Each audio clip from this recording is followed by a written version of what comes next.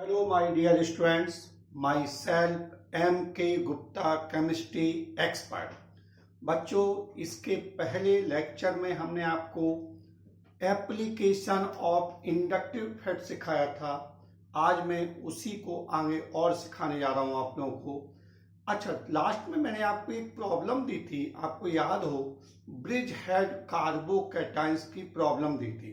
हाँ, उसको आप लोगों ने की होगी। आइए देखते हैं, करते हैं ब्रिज हेड का। जैसे मान लो बेटा, ये सपोज करो ब्रिज हेड कार्बन क्या है। जैसे मान लो ये मान लो सपोज करो Br, इसका मैंने आयनाइजेशन कराया, ये कुछ ऐसा बना।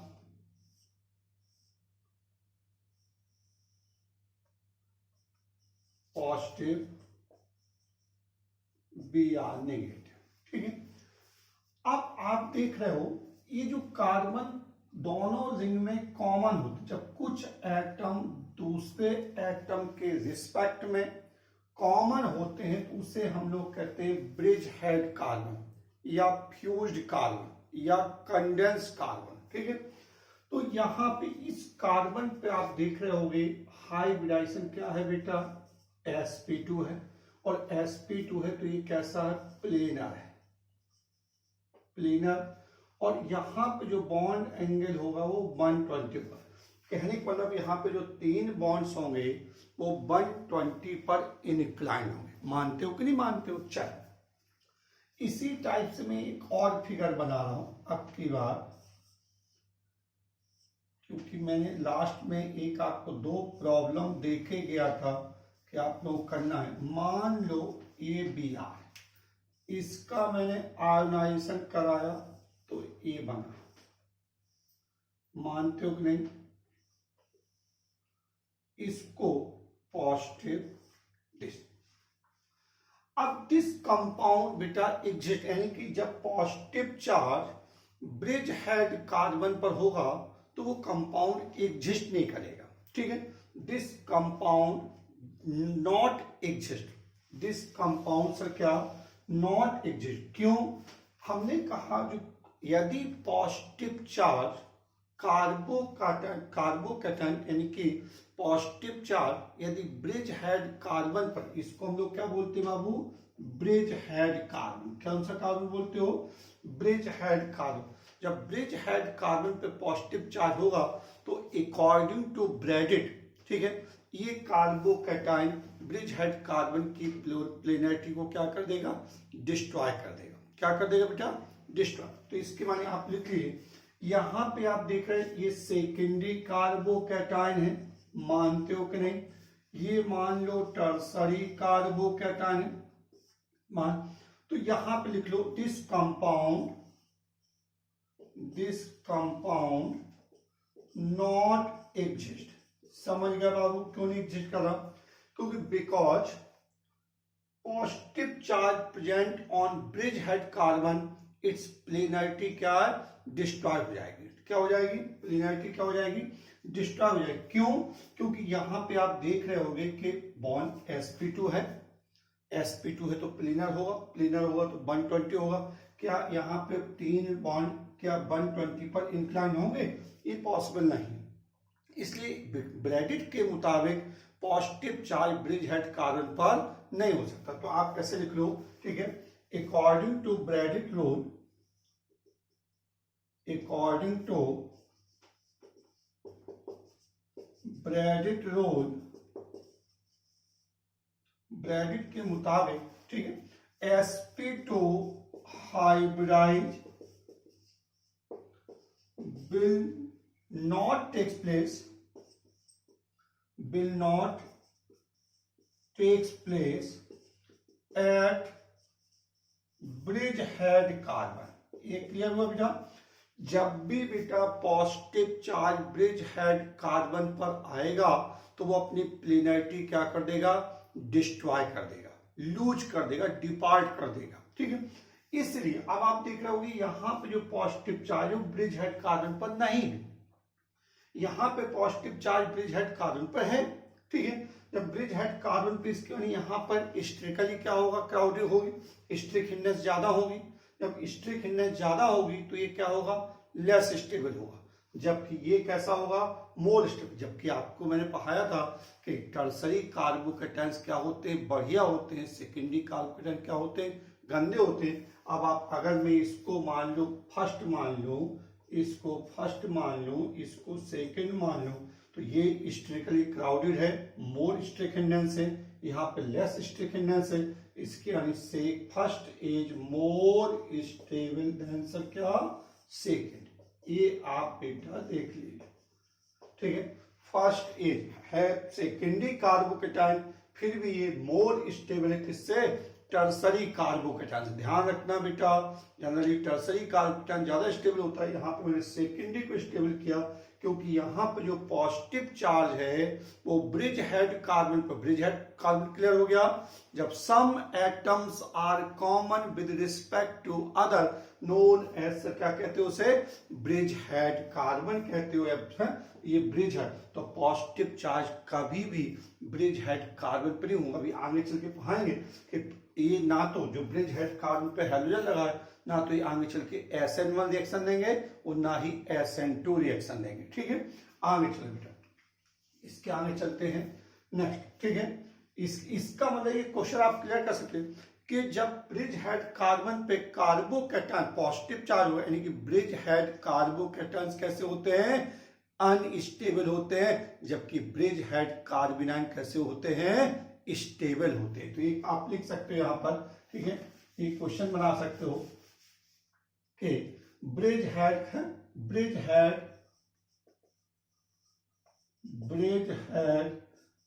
Carbocation is unstable whereas bridge head carbanion is stable. Clear, ध्यान रखना। अगर ब्रिज हेड कार्बन पर पॉजिटिव चार्ज होगा तो वो बेटा अनस्टेबल होगा, जबकि ब्रिज हेड कार्बोनाइन कैसे होते हैं, स्टेबल होते हैं। आगे चलूं, चलिए, ये तो दो होमवर्क मैंने आपको, जैसे एक होमवर्क दिया था। आगे चलिए, इसका मतलब आपसे कहा जाए कि सपोज करो इस कार्बोकेटाइंस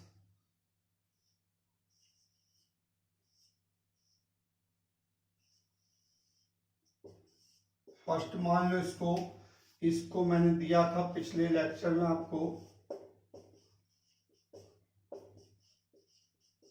ये भी आपका टर्सरी कार्बोकेटाइन है। तो ब्रिज हेड कार्बोकेटाइन कैसे होते हैं, अनस्टेबल होते हैं। इसका एक कार्बोकेटाइन क्या होगा, ये भी टर्सरी कार्बोकेटाइन है और ये भी टर्सरी कार्बो, यानी कि फर्स्ट और सेकंड में कौन ज्यादा स्टेबल है, second is more stable than sir क्या, फर्स्ट। समझ गए, सारे बच्चे समझ गए बेटा, क्योंकि यहाँ पे ब्रैडिट के मुताबिक पॉजिटिव चार्ज कभी भी ब्रिज हेड कार्बन पे नहीं हो सकता, क्योंकि वो अपनी प्लेनरिटी को क्या कर देगा, डिस्ट्रॉय कर देगा, ठीक है। ये भी टर्सरी कार्बोकेटाइन था, ये भी यहाँ पर मोर स्ट्रिक हिंडनेस होगी, जबकि यहाँ पे स्ट्रिक हिंडनेस कम होगी इसके तुलना में, इसलिए second is more stable then first. तो ये तो मैंने आपको सवाल लगाई आप लोग कार्बोकेटाइन की स्टेबिलिटी। अब मैं पढ़ाने जा रहा हूं stability of carbanion, stability of carbanion. Next लिखें, अब लिखें बेटा स्टेबिलिटी ऑफ, दूसरा एप्लीकेशन लिखें स्टेबिलिटी ऑफ कार्बोनाइन। चलो, स्टेबिलिटी ऑफ कार्बोनाइन, पहले तो यही सवाल आता है कि कार्बोनाइन होते क्या। तो मैंने लेक्चर फर्स्ट में पढ़ाया था, जिस कार्बन के ऊपर नेगेटिव चार्ज होता है उसे कार्बोनाइन कहते हो। अब कार्बोनाइन की स्टेबिलिटी कौन कौन से फैक्टर पर डिपेंड करती है, तो ये आप लिखें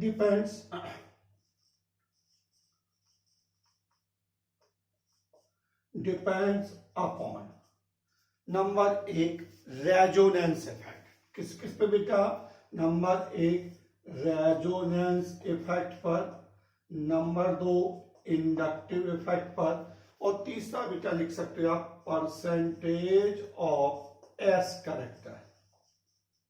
ये कार्बोकार्बोनाइन की स्टेबिलिटी ये 3 फैक्टर पे डिपेंड करती है। रेजोनेंस इफेक्ट पर, इंडक्टिव इफेक्ट पर और परसेंटेज ऑफ एस कैरेक्टर पर। ठीक है, देखते हैं वन बाय वन करके। जैसे मान लो मैंने आपसे बेटा सपोज करो ये कार्बेनाइन है, इस पर कोई ग्रुप लगा दिया।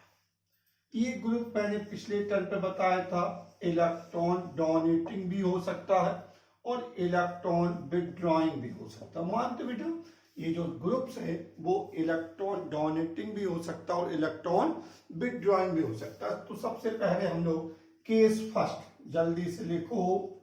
Case first, suppose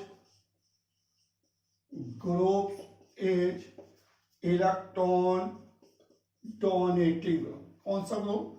suppose groups is electron donating group. मान लो जब इलेक्ट्रॉन डोनेटिंग ग्रुप्स है, डोनेटिंग मतलब इलेक्ट्रॉन दे रहा हो, तो जब इलेक्ट्रॉन डोनेटिंग ग्रुप से तो ये मैग्नीट्यूड ऑफ नेगेटिव चार्ज क्या करेगा? इंक्रीज करेगा। जब magnitude of negative charge increase करेगा, मैंने सेकेंड लेक्चर पढ़ाया था कि मैग्नीट्यूड और स्टेबिलिटी एक दूसरे के क्या होती है? रेसिप्रोकल होती है कि नहीं? तो जब ये इलेक्ट्रॉन दे रहा होगा तो magnitude of negative charge increase कर रहा होगा, स्टेबिलिटी क्या कर रही होगी? डिक्रीज कर रही होगी। इसका मतलब बाबू carbanion electron donating group carbanion की स्टेबिलिटी को क्या करते हैं? नीचे करते हैं। तो आप ऐसे लिख लो बाबू कि प्लस आई ग्रुप्स, ठीक, plus I groups increases magnitude of negative charge. Magnitude plus I groups increases magnitude of negative charge, so stability क्या करेगी बाबू? डिक्रीज करेगी।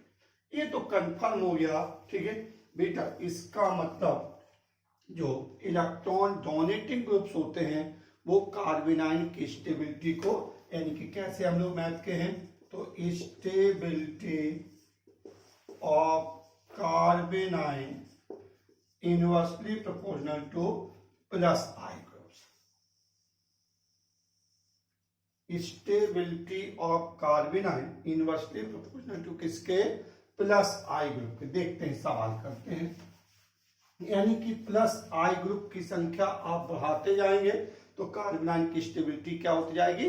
कम होती जाएगी। देखते हैं। चलो मान लो मैं एक सवाल करूं, सपोज करो बाबू ये CH3 Maithil कार्बेनाइन, CH3 CH2 primary ethyl कार्बेनाइन, CH3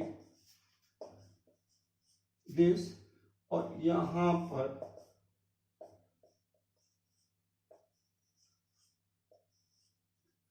इसे कहेंगे आप क्या? Primary ethyl कार्बेनाइन। ये आपका सेकेंडरी प्रोपेल कार्बेनाइन है बेटा। ये तो सब जानने लगे होंगे अब तो कुछ। और ये आपका क्या है? Tertiary butyl carbanion. मानते हो? और इसे सिंपली आप कह सकते हो क्या? मैथिल कार्बेनाइन। ठीक है। हम CH3 को बेटा अगर आपको कहें तो आप ऐसा लिख सकते हैं, CH2H लिख सकते हैं। हमने पढ़ाया था आपको प्रीवियस लेक्चर में कि जो इंडक्टिव इफेक्ट होता है वो रिलेटिव इफेक्ट होता है, और हमने इसमें रेफरेंस एटम किसको मान लिया था? हाइड्रोजन को माना था। हाइड्रोजन को मैंने मान लिया था कि इंडक्टिव पावर ऑफ हाइड्रोजन क्या होती है? 0 होती है। ना तो हाइड्रोजन इलेक्ट्रॉन देता है और ना ही इलेक्ट्रॉन लेता है। यानी कि यहां पर इंडक्टिव पावर छुटकू की क्या हो गई? 0 हो गई। ये CH3 एल्किल ग्रुप का नेचर मैंने आपको बताया था कैसा होता बेटा? प्लस आई का नेचर होता। इसके ये जो ग्रुप्स लगा है ये प्लस आई लगा। यहां पर आप देख रहे होंगे दो प्लस आई ग्रुप लगे हैं। बोलो बेटा, यहाँ पे कितने, दो प्लस आई ग्रुप लगे, इलेक्ट्रॉन दे रहे होंगे ए, और यहां पर तीन प्लस आई ग्रुप लगे। मानते हो कि नहीं? ये प्लस आई प्लस आई प्लस आई, ये भी आपके प्लस आई। आप देख रहे हैं जैसे जैसे हम लोग लेफ्ट टू राइट जा रहे हैं तो number of plus I group क्या कर रहे हैं, इंक्रीज कर रहे हैं। यहां पर एक प्लस आई है, यहाँ पे दो प्लस आई है, यहाँ पे तीन प्लस आई है। मानते हो कि नहीं मानते हो? ठीक है, तो जब प्लस आई इलेक्ट्रॉन दे रहा होगा तो magnitude of negative charge increase कर रहा होगा कि नहीं? जब वो इलेक्ट्रॉन दे रहा होगा, जब magnitude of negative charge increase कर रहा होगा, इसका मतलब स्टेबिलिटी क्या कर रही होगी बाबू? स्टेबिलिटी डिक्रीज कर रही होगी। मानते हो? इसका मतलब सबसे अच्छा कार्बेनाइन कौन सा हुआ? मैथिल कार्बेनाइन। फिर कौन सा हुआ? Primary ethyl कार्बेनाइन। फिर हुआ सेकेंडरी प्रोपेल। वो सबसे गंदा कार्बेनाइन कौन सा हुआ? टर्सरी ब्यूटिल का। नोट कर लो, इसका मतलब एक नोट कर ले बेटा, stability of alkyl कार्बेनाइन in decreasing order. सबसे अच्छे कार्बेनाइन कौन से होते हैं? मैथिल कार्बेनाइन। एल्किल कार्बेनाइन की बात करूं, फिर आप कह सकते हो प्राइमरी, फिर सेकेंडरी, और फिर बेटा टर्सरी। ये नोट, हम तो यहां तक भी पर पिछले लेक्चर में पढ़ा था कि कार्बोकैटायन की स्टेबिलिटी टर्सरी, सेकेंडरी, प्राइमरी और मैथिल कार्बोकैटायन। आज की जो कार्बेनाइन की स्टेबिलिटी है मैथिल, प्राइमरी, सेकेंडरी, टर्सरी। तो आप जल्दी में कह सकते हो कि कार्बेनाइन की स्टेबिलिटी और कार्बोकैटायन की स्टेबिलिटी में जस्ट क्या है? रिवर्स ऑर्डर है। क्या ऑर्डर है बेटा? Reverse order. आप खुद देख लीजिए, यानी कि stability of alkyl कार्बेनाइन and alkyl carbocation follows reverse order. ठीक है, आप लिख लीजिए, stability of alkyl carbocations and alkyl कार्बेनाइन follows reverse order. ठीक लिख लिया बेटा, फॉलोज एल्किल कार्बेनाइन की स्टेबिलिटी और एल्किल कार्बोकैटायन की स्टेबिलिटी दोनों एक दूसरे के क्या है? रिवर्स ऑर्डर में होती कि नहीं होती है? आगे लिखें, अब लिखें केस सेकेंड। ये तो अभी हम लोगों ने देखा कि जैसे जैसे आप इलेक्ट्रॉन डोनेटिंग ग्रुप की संख्या बढ़ाते जाएंगे कार्बेनाइन की स्टेबिलिटी घटती जाएगी। ठीक है, केस सेकेंड में क्या है बेटा? Suppose group is electron withdrawing groups, that is sir क्या? Minus I groups. ठीक है, अब जब CH2 ऐसा, ये मान लो G है। अब ये G कैसा है? इलेक्ट्रॉन विथड्रॉइंग ग्रुप से, तो इलेक्ट्रॉन को खींचेगा मॉलिक्यूल से। तो आप देख रहे होंगे जब ये इलेक्ट्रॉन खींच रहा होगा तो मैग्नीट्यूड ऑफ नेगेटिव चार्ज क्या कर रहा होगा? घट रहा होगा। और जब मैग्नीट्यूड ऑफ नेगेटिव चार्ज घटेगा, मैग्नीट्यूड और स्टेबिलिटी एक दूसरे की रिवर्स प्रोसेस है, तो इसके जब मैग्नीट्यूड ऑफ नेगेटिव चार्ज घटेगा तो कार्बेनाइन की स्टेबिलिटी बढ़ेगी। इसका मतलब इलेक्ट्रॉन विथड्रॉइंग ग्रुप्स कार्बेनाइन की स्टेबिलिटी को ऊपर ले जाते हैं। ठीक है, तो यहां पे लिख लो minus I groups decrease in magnitude of negative charge, minus I group decrease in magnitude of negative charge, so stability increase. So stability sir क्या? इंक्रीज। इसका मतलब क्या निकल के आ गया बाबू जल्दी में? कि स्टेबिलिटी, जल्दी में, स्टेबिलिटी ऑफ कार्बेनाइन डायरेक्टली प्रोपोर्शनल है किसके, माइनस आई के। जल्दी ऐसे एकदम केमिस्ट्री को हम लोग पढ़ें इन स्टाइल ऑफ मैथमेटिक्स। जैसे जैसे इलेक्ट्रॉन विथड्रॉइंग ग्रुप की संख्या बढ़ाते जाओगे वैसे वैसे कार्बेनाइन की स्टेबिलिटी बढ़ती जाएगी कि नहीं बढ़ती जाएगी। जैसे एक प्रॉब्लम कर लेते हैं, मान लो अरेंज द फॉलोइंग कार्बेनाइन। सवाल कैसे पूछते बेटा मेरे यहाँ कंपटीशन में, arrange the following कार्बेनाइन, arrange the following कार्बेनाइन in decreasing order of stability। ऐसे सवाल मेरे यहाँ कंपटीशन में पूछे जाते हैं, चाहे वो जेई का एग्जाम हो, चाहे बेटा मेडिकल का एग्जाम हो, वो चाहे 11वीं 12वीं में। Arrange the following carbanions in decreasing order of stability. मान लो मैं कह दूं CH2, यहां पर मान लो मैंने कह दिया फिनोलिन, दूसरा CH2, यहां पे कह दिया मैंने क्या, NH2, तीसरा CH2 और यहां पे मैंने कह दिया सपोज करो बाबू क्या, OH, और चौथा मैंने कह दिया CH2 और NO2।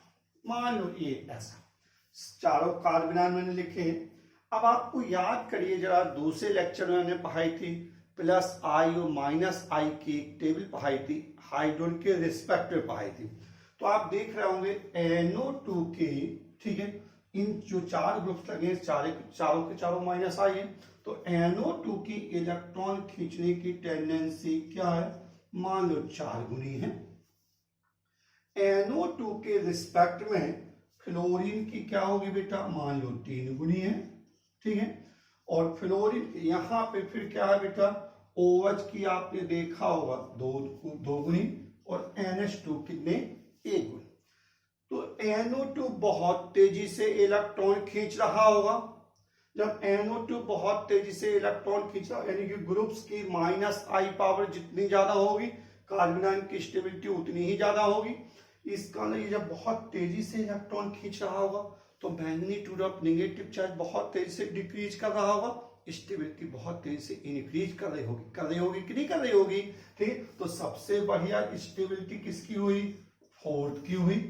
फिर किसकी हुई बाबू, 1st की हुई। फिर किसकी हुई बेटा, फिर आप देख रहे ये 2 है, एक तो ये 3rd की, और फिर सबसे गंदा कार्बेनाइन कौन सा हुआ, 2nd। नोट कर लें, 4th, 1st, 2nd, 4th, 1st, 4th, 1st, 3rd और फिर क्या, 2nd। ये नोट कर लें। दूसरा सवाल लिखें जरा प्लीज, जल्दी से लिखें। यदि मैं आपसे कह दूं, एक सवाल और ऐसा कर लो, प्रॉब्लम, मान लो हम आपसे कह दूं, सपोज करो एक प्रॉब्लम ऐसी बना है, CH2 नेगेटिव, यहां पर मान लो Cl और यहां पर सपोज करो एक CH2 और यहां पर मान लो डाल देते हैं COOH और एक मान लो ऐसा, सभी कार्बेनाइन में लिख दे रहा हूं और यहां पर चाहिए। बताएं, इसको मैंने 1st कह दिया, इसको 2nd कह दिया, इसको 3rd कह दिया। अब आपको क्या बताना है, स्टेबिलिटी इन डिक्रीजिंग ऑर्डर। बताएं जल्दी से, भाषा पूरी। Arrange the following compounds in decreasing order of stability. बताएं भाई, 1st, 2nd, 3rd आप देख रहे होंगे, ठीक है। इंडक्टिव इफेक्ट एक ऐसा इफेक्ट होता है जो डिस्टेंस पे डिपेंड करता है। यहां पर ये Cl आपका माइनस आई ग्रुप से, COOH भी आपका माइनस आई ग्रुप से, और C ट्रिपल बॉन्ड CH भी आपने देखा था माइनस आई ग्रुप से। ठीक है, इन तीनों में सबसे अच्छी माइनस आई की पावर किसकी होती है? साइनाइड की। ठीक है, और ग्रुप्स की माइनस आई पावर जितनी ज्यादा होगी कार्बोनाइन की स्टेबिलिटी उतनी ही क्या होगी? बढ़िया होगी। इसके सबसे अच्छा बाबू कौन सा हुआ? फर्स्ट। फिर आपने देखा CN के बाद COOH होगा, टेबल में देखिए बेटा, तो ये सेकेंड हो गया, और फिर आपका बाबू थर्ड। ऐसे एक सवाल और कर लेते हैं बेटा, फिर आगे बढ़ते हैं। ठीक है, एक और कर ले, फिर आगे बढ़ते हैं। अब यदि मैं कहूं, सपोज करो इस टाइप से एक सवाल बना लो, CH2 CH2 CH, ये मान लो दिस, इसको मैंने फर्स्ट मान लिया। एक ऐसा बना लो CH2 ये फ्लोरीन बना लो, सेकेंड बना लो इसको, और एक इसको ऐसे बना लो CH2 और CH2, ये मान लो थर्ड बना लो। बताएं इसमें स्टेबिलिटी का ऑर्डर बताएं। Arrange the following carbanion in decreasing order of stability. बताएं बाबू, arrange the following carbanion in decreasing order of stability. तो आप देख रहे होंगे इंडक्टिव इफेक्ट एक ऐसा इफेक्ट होता है जो डिस्टेंस पे डिपेंड करता है। यहां पर ये दूरी क्या है? कम है, मानते हो नहीं? यहां और इसके बीच की दूरियां क्या है? कम है। जब दूरी कम है तो आई का प्रभाव क्या होगा? ज्यादा होगा। बोलो बेटा, जब यहाँ पे डिस्टेंस मिनिमम है तो यहाँ पे माइनस आई पावर क्या होगी? क्योंकि सभी जगह माइनस, हमने फ्लोरीन यहाँ पे भी ए माइनस, यहाँ पे पूरा CH2 CH3। ठीक है, ये CH2 सभी मैंने 4 कार्बन के लिए लिए, सभी 4 कार्बन के CH2 दिस। ठीक है, मान लो मैंने आपसे कहा ये फर्स्ट है, ये सेकेंड है, ये थर्ड है। मानते हो कि नहीं मानते हो? आप देख रहे होगे यहां पे दूरी कम है। जब दूरी कम है तो आई क्या होता है? स्ट्रॉन्ग होगा। ठीक है, क्योंकि जैसे जैसे दूरी बढ़ती जाती है वैसे वैसे इंडक्टिव इफेक्ट कम होता जाता है। ठीक है, ग्रुप्स का। तो यहां पर सबसे दूरी कम है, इसके सबसे अच्छा कार्बन कौन सा हुआ? फर्स्ट। फिर कौन सा हुआ? सेकेंड। और सबसे, क्योंकि इसकी और इसके बीच की दूरी क्या है? ज्यादा है। जब दूरी ज्यादा होगी, डिस्टेंस ज्यादा हो गई है, इसका मतलब आई का प्रभाव क्या हो गया होगा? कम हो गया होगा, इसकी तुलना में कम हो गया होगा। तो फर्स्ट, सेकेंड और बाबू क्या? Third. First, second, third. Next लिखें, नेक्स्ट प्रॉब्लम। छोटी छोटी प्रॉब्लम है बेटा ये। अगर आप इलेक्ट्रॉनिक इफेक्ट तैयार कर लेते हैं फिर ऑर्गेनिक ज्यादा कठिन नहीं लगेगी। ठीक है, इसलिए ऐसा टॉपिक उठाया गया कि वो 11वीं के बच्चों के लिए भी अच्छा लगे, 12वीं के बच्चों के लिए भी अच्छा लगे, और पास आउट वाले बच्चों के लिए, वो चाहे मेडिकल के बच्चे हों, वो चाहे इंजीनियरिंग के बच्चे हों। ठीक है, नेक्स्ट, यदि मैं कहूं एक सवाल ऐसे बना लो, CH3 CH2 दिस। ये बेटा सबके लिए, ये टॉपिक सबके लिए कॉमन है।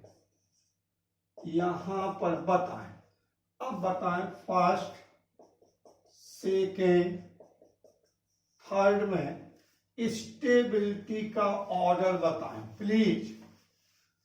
फर्स्ट, सेकेंड, थर्ड में स्टेबिलिटी का ऑर्डर बताएं। तो मैंने अभी आज ही बताया था कि कार्बोनाइन की स्टेबिलिटी रेजोनेंस पे डिपेंड करती है, इंडक्टिव इफेक्ट पे डिपेंड करती है, और परसेंटेज ऑफ एस करेक्टर पे डिपेंड करती है। यानी कि अगर मैं आपसे कह दूं स्टेबिलिटी ऑफ कार्बोनाइन डायरेक्टली प्रोपोर्शनल है परसेंटेज ऑफ एस करेक्टर, ये नोट कर लो। greater the percentage of S character greater will be stability of carbon। जैसे आप देख रहे होंगे इस कार्बन पर हाइब्रिडाइजेशन sp3 है, समझ गए सब लोग। बॉन्ड पेयर कितने, 3। बॉन्ड पेयर कितने, 2 हाइड्रोजन के, एक इसका, तो बॉन्ड पेयर कितने हुए, 3। और जिस कार्बन के ऊपर नेगेटिव चार्ज होता है तो लोन पेयर कितना होगा, 1, यानी कि इलेक्ट्रॉन पेयर कितने, 4। तो ये हो गया sp3। इस कार्बन पे जरा हाइब्रिडाइजेशन, बॉन्ड पेयर कितने, 2। जितने सिग्मा बॉन्ड्स होते हैं वो सारे बॉन्ड पेयर होते हैं, तो बॉन्ड पेयर कितने हुए, 2। जिस कार्बन के ऊपर नेगेटिव चार्ज होगा लोन पेयर 1 होगा, तो इलेक्ट्रॉन पेयर क्या, 3, यानी कि sp2। और इस कार्बन पे बाबू बॉन्ड पेयर आप देख रहे होगे 1 होगा, और लोन पेयर क्या होगा, 1 होगा। इलेक्ट्रॉन पेयर कितना, 2। Hybridization sp। मैंने बताया था कि sp हाइब्रिडाइजेशन में s कैरेक्टर कितना होता है, 50% होता है। किसी भी हाइब्रिडाइजेशन में s करेक्टर का परसेंटेज, p करेक्टर का परसेंटेज, d करेक्टर का परसेंटेज क्या होता है, इक्वल अमाउंट में होता है, ठीक है। तो यहाँ पे s करेक्टर कितना है, 50% है, p करेक्टर 50% है। यहाँ पे s करेक्टर कितना है, 33.3% है, p करेक्टर 66.6% है। यहाँ पे s करेक्टर कितना है, 25% है, और यहाँ पे p करेक्टर कितना, 75% है, ठीक है। इसका ध्यान रखना, यहाँ पे sp3 में s करेक्टर कितना, 25%, p करेक्टर 75%, 75%। यहाँ पे sp2 में p करेक्टर कितना है, 66.6%, और s करेक्टर कितना, 33.3%, ठीक है। और यहाँ पर 50-50, ठीक है, 50 इक्वल अमाउंट में। इसका मतलब सबसे ज्यादा s करेक्टर इसमें, तो सबसे अच्छा कार्बन कौन सा हुआ, 3rd। फिर इसके बाद इसमें s करेक्टर ज्यादा हुआ, 2nd, और सबसे s करेक्टर कम इसमें, तो ये 1st। तो ये बेटा 3rd, 2nd, 1st, ठीक है। नोट करें, ठीक है। ये नोट करना हो तो कर लीजिए, ठीक है। परसेंटेज ऑफ s, यहाँ पर sp3, sp2 और sp, ठीक है। यहाँ पर बेटा percentage of s character 25%, 33.3%, 50%। Percentage of p आपने देखा होगा कितना, 75%, 66.7% मान लो, और a 50। जितना ज्यादा s करेक्टर होगा उसकी उतनी ज्यादा क्या होगी, इलेक्ट्रोनेगेटिविटी होगी। ध्यान रखना, electronegativity directly proportional percentage of s character के।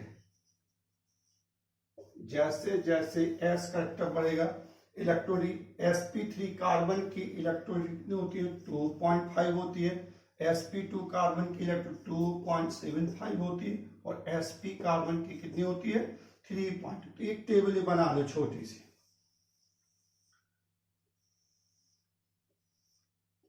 लीजिए, ठीक है। यानी कि sp s करेक्टर,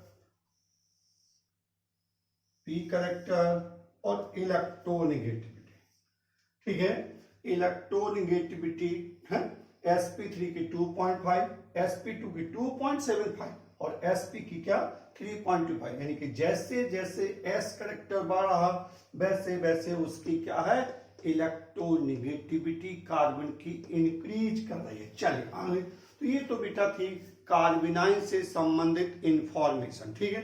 अगर आपको एक और बनाना, एक सवाल और कर लीजिए। अगर मैं आपसे कहूं कि सपोज करो CH2 डबल बॉन्ड A, मान लो देश है, ये फर्स्ट है, और ये आप ऐसे बना लो CH3 CH2। बताएं बेटा, हाइब्रिडाइजेशन यहां पे भी आप देख रहे होगे, क्या है बेटा, मान लो 2-3 सिग्मा है, ठीक है। sp2 यहाँ पे भी है और sp3 यहाँ पे भी है, ठीक है। तो यहाँ पे सबसे अच्छा कौन सा होगा बेटा, बोलो, ठीक है। यहाँ पर आप देख रहे होगे 3 सिग्मा बॉन्ड्स हैं, लोन पेयर 0 होगा, ठीक है, क्योंकि ये नेगेटिव चार्ज पाई बॉन्ड की क्या है, कॉन्जुगेशन में है, ठीक है। तो ये स्टेबल बाई क्या होगा बेटा, स्टेबल बाई रेजोनेंस होगा, और ये आपका स्टेबल बाई क्या होगा, इंडक्टिव होगा।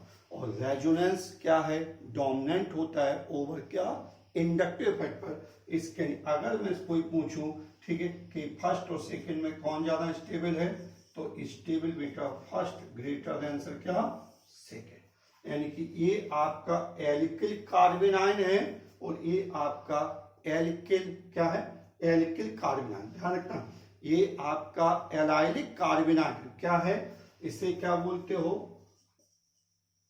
एलाइल कार्बन आयन, और ये आपका क्या है, एथिल कार्बन आयन। ठीक है, तो ध्यान रखना alkyl carbon allylic carbon ion is more stable than sir क्या, एल्किल कार्बन आयन। ठीक है, तो former is stabilized by resonance and latter is stabilized by sir क्या, इंडक्टिव इफेक्ट। वैसे भी आप देख सकते थे इस पे हाइब्रिडाइजेशन क्या है, sp2 होगा, इस पे हाइब्रिडाइजेशन क्या होगा, sp3 होगा। s करेक्टर इसमें ज्यादा है, s करेक्टर ज्यादा है, इसका मतलब एक कार्बन आयन की स्टेबिलिटी भी क्या होगी, ज्यादा होगी। नेक्स्ट लिखें, अब तीसरा एप्लीकेशन लिखें, दूसरा एप्लीकेशन हो गया, तीसरा एप्लीकेशन लिखें बेटा रिएक्टिविटी, तीसरा लिख लो reactivity of alkyl halide, reactivity of alkyl halide. तीसरा एप्लीकेशन क्या है, reactivity of alkyl halide towards NSR reaction, reactivity of alkyl halide towards क्या, NSR। NSR क्या है, न्यूक्लियोफिलिक सब्स्टिट्यूशन रिएक्शन। क्या बेटा, NSR का पूरा नाम क्या है, न्यूक्लियोफिलिक सब्स्टिट्यूशन रिएक्शन। अभी पढ़ाएंगे आगे चल के ये बेटा कितने प्रकार की होती है, 4 प्रकार की, 4 टाइप्स की होती है। एक आप SN1 पढ़ाऊंगा, एक SN2 पढ़ाऊंगा, एक SNI पढ़ाऊंगा, और एक क्या पढ़ाऊंगा, NGP पढ़ाऊंगा। क्या पढ़ाऊंगा है, नेबर ग्रुप क्या पार्टिसिपेंट। ठीक है, तो NSR रिएक्शन कितने प्रकार की होती है, 4 टाइप्स की होती है, SN1, SN2, SNI और एक NGP। ठीक है, और यहां पे भी हम लोग किसकी बात कर रहे हैं, SN1 की बात कर रहे हैं। ठीक है, reactivity of alkyl halide towards बेटा क्या, SN1 रिएक्शन। ठीक है, तो रिएक्टिव, अब SN1 में भी देखेंगे अच्छा सा कार्बोकैटायन बनना चाहिए। SN1 में क्या बनना चाहिए, अच्छा सा कार्बोकैटायन बनना चाहिए। तो reactivity of alkyl halide, reactivity of alkyl halide towards SN1 reaction है न्यूक्लियोफिलिक सब्स्टिट्यूशन यूनिमॉलिक्यूलर। ठीक है, जो कि मोर देन 1 स्टेप में होगी, और ऑर्डर ऑफ रिएक्शन क्या होगा, 1 होगा, वो आगे देखेंगे। डायरेक्टली प्रोपोर्शनल है किसके, stability of carbocation, stability of carbocation. ध्यान रखना SN1 रिएक्शन में जितना तगड़ा कार्बोकैटायन होगा, ठीक है, उतनी ज्यादा उस एल्किल हैलाइड की रिएक्टिविटी ज्यादा होगी। ठीक है, क्योंकि इसमें जो रिएक्शन इंटरमीडिएट बनता है SN1 में, वो कार्बोकैटायंस बनता है। वो कार्बोकैटायन की आप जानते हो स्टेबिलिटी कौन कौन से फैक्टर पे डिपेंड करती है, रेजोनेंस पे डिपेंड करती है, इंडक्टिव इफेक्ट पे डिपेंड करती है, हाइपर कॉन्जुगेशन पे डिपेंड करती कि नहीं करती है। ठीक है, तो स्टेबिलिटी ऑफ जस्ट ध्यान रखना, reactivity of alkyl halide towards NSR reaction. NSR reaction आगे चल के पढ़ाऊंगा बेटा कितने प्रकार की होती है, 4 प्रकार की होती है, SN1, SN2, SNI और एक होती है NGP। ठीक है, NGP। ठीक है, reactivity of alkyl halide towards SN1 reaction directly proportional होती है। देखो बेटा आप फिर थोड़ा सा कंफ्यूजन आपको हो रहा होगा, क्योंकि आपके जो टीचर कहते थे कि स्टेबिलिटी और रिएक्टिविटी एक दूसरे की क्या होती है, रेसिप्रोकल होती है। तो बेटा वो रिएक्टेंट और प्रोडक्ट के संदर्भ में बात करती थी, हम किसके संदर्भ में बात कर रहे हैं, प्रोडक्ट के पहले जो रिएक्शन इंटरमीडिएट बनता है हम उसकी बात कर रहे हैं। ठीक है, इसलिए स्टेबिलिटी ऑफ कार्बोकैटायन ये कहां बनता है बाबू, रिएक्शन इंटरमीडिएट में बनता है। अब रिएक्शन इंटरमीडिएट कार्बोकैटायन SN1 में बनता है। जितना तगड़ा कार्बोकैटायन स्टेबल होगा उतने ही ज्यादा वो रिएक्टिव होगा। जैसे एक सवाल कर लेते बाबू, ठीक है, एक सवाल कर लो, देखो, अरेंज द फॉलोइंग कंपाउंड। अच्छा, पहले एक आध स्टेप लिख लो, ठीक है। स्टेप टू फाइंड बाबू लिखो, step to find reactivity of alkyl halide. ध्यान देना, ब्रिज हेड, जो हैलाइड्स होते हैं, ब्रिज हेड कार्बन पे जो हाइड्रोजन लगे होते हैं, ना तो वो SN1 रिएक्शन देते हैं ना SN2 रिएक्शन देते हैं। बताएंगे क्यों नहीं देते हैं। Step to find reactivity of alkyl halide, ठीक है। अच्छा, टुवर्ड्स SN1 रिएक्शन है बाबू, SN1 रिएक्शन। SN1 सबसे पहले बेटा आपको क्या करना है, मेक कार्बोकैटायन। बहुत जल्दी आप कार्बोकैटायन बना लीजिए। जितने जल्दी आप कार्बोकैटायन बना लेंगे उतनी अच्छी पिक्चर क्लियर हो जाएगी कि कौन सा कार्बोकैटायन एल्किल हैलाइड SN1 के प्रति ज्यादा रिएक्टिव होगा। Make carbocation. दूसरा पॉइंट क्या है, see the stability of carbocation. बस ऐसे आपको बनाना है, make carbocation, see the stability of carbocation. दो पॉइंट आपको याद रखना है। एस है step to find reactivity of alkyl halide SN1। जैसे फॉर एग्जाम्पल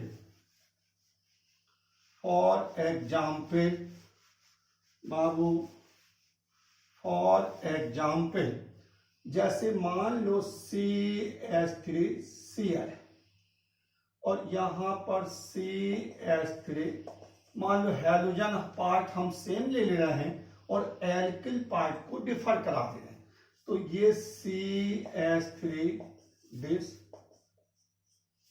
और यहां पर CH3 दिस, ये मान लो। अब सबसे पहले आपके टीचर ने क्या बताया, सबसे पहले बाबू कार्बोकैटायंस बना लें, सबसे पहले प्लीज, ठीक है। तो इसका कार्बोकैटायंस क्या होगा, CH3 पॉजिटिव होगा। इसका कार्बोकैटायंस क्या होगा बाबू, ये होगा। इसका कार्बोकैटायंस क्या होगा बाबू, बोलो, ये होगा। होगा कि नहीं होगा। और इसका कार्बोकैटायंस क्या होगा, बहुत जल्द, जितनी देर आप लगाओगे कार्बोकैटायंस बनाने में उतनी पिक्चर क्या होगी, क्लियर नहीं होगी, है। तो बिना शर्माए प्लीज आप लोग क्या है, SN1 रिएक्शन में सबसे अच्छा कार्बोकैटायंस बना लिया कर, सबसे अच्छा, ठीक है। चल देखते हैं, यहां पर फिर वही CH3 को हम लोग ऐसे लिख सकते हैं, अगर आपको आपत्ति ना हो। इसको कहते इंडक्टिव पावर हाइड्रोजन। ये CH3 कैसा है, प्लस I ग्रुप से, है कि नहीं। ये CH3 कैसा है बाबू, प्लस I ग्रुप से, है कि नहीं। पुरानी कहानी तो हम लोग पढ़े थे, कोई मतलब नहीं, ऐसे बाहर। ये आपका प्लस I, बोलो, ये आपका प्लस। आप देख रहे हो जैसे जैसे मैंने कहा था इलेक्ट्रॉन डोनेटिंग ग्रुप की संख्या जैसे जैसे बढ़ती जाती है, कार्बोकैटायन की स्टेबिलिटी बढ़ती जाती है, और कार्बोकैटायन की स्टेबिलिटी बढ़ेगी तो रिएक्टिविटी भी बढ़ेगी। इसका मतलब बेटा number of plus I groups increase कर रहे हैं। जब number of plus I groups increase कर रहे हैं तो स्टेबिलिटी कार्बोकैटायंस की क्या कर रही है, इंक्रीज कर रही है। इसका मतलब रिएक्टिविटी क्या करेगी बाबू, इंक्रीज करेगी। इसका सबसे अच्छा कौन सा, क्योंकि आपको पता है ये 1 डिग्री है, ये 2 डिग्री है, ये 3 डिग्री है, और ये मैथिल कार्बोकैटायंस है। इसका मतलब SN1 रिएक्शन में सबसे अच्छा कौन, टर्सरी, ठीक है। कौन सा देंगे, टर्सरी, ठीक है। तो हमने क्या देखा, रिएक्टिविटी SN1 के प्रति सबसे अच्छा कौन सा है। अगर मान लो मैं कह दूं, एक सवाल और कर लेते, लिखो, ठीक है। एक सवाल क्लियर हुआ बेटा, यानी कि सबसे अच्छा SN1 इन चारों में कौन सा देगा, 4A टर्सरी ब्यूटिल वाला देगा। फिर ये देगा, फिर ये सबसे गंदा एचआई। नेक्स्ट लिखें रिएक्टिव। दूसरा सवाल लिखें, मान लो इन द एबव प्रॉब्लम, मान लो ये फर्स्ट है, ये सेकंड है, ये थर्ड है और ये फोर्थ है बाबू। मान लो ऐसा सवाल में बना लो, ठीक है। और मान लो मैं कह दूं इन द एबव प्रॉब्लम, ठीक है। मान लो इन द एबव प्रॉब्लम में मान लो कि हम कहें फास्टेस्ट टेस्ट विद सर क्या, फास्टेस्ट प्रिसिपिटेशन ऑफ सर क्या AgCl विद क्या सिल्वर नाइट्रेट। मान लो इसमें आपसे कहा जाए, ठीक है, कि सबसे अच्छा, ठीक है, या सिल्वर नाइट्रेट के साथ कौन सा AgCl के प्रिसिपिटेट फास्ट देगा, ठीक है।